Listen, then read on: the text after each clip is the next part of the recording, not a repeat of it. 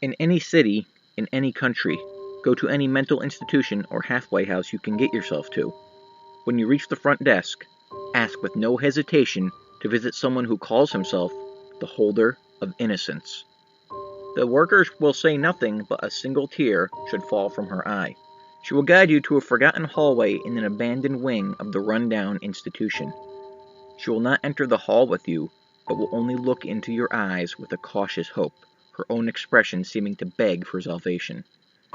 Should you enter the hall, you will not see much, save for the dirty, broken fragments of what were once beautifully carved ivory statuettes.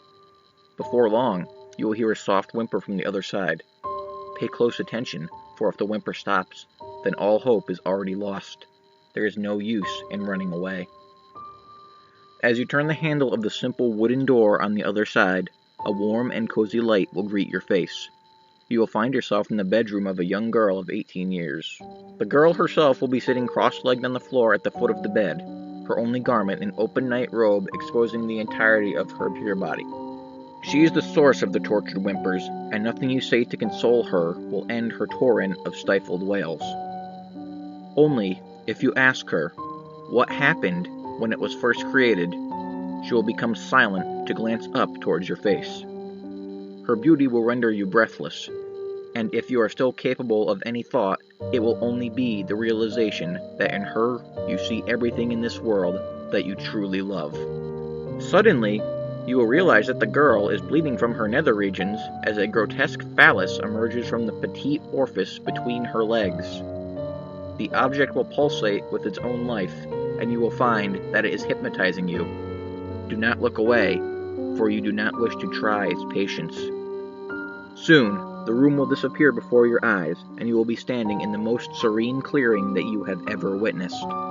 And all of nature's fauna that you recognize will go about their lives around you with no fear of anything, not even death. Suddenly, though, a shadow will fall over the meadow, and you will witness the forest all around burst into a pillar of flame. What happens next, no man can dwell on for long before going insane, but in the strength of the human mind, you will endure. In the end, you will hear screams and moans and groans, but what will overcome you more than anything are the quiet whimpers, the stifled cries of all the sullied innocence of the world that was. You realize that these cries will continue to be heard all across the globe until the world's end.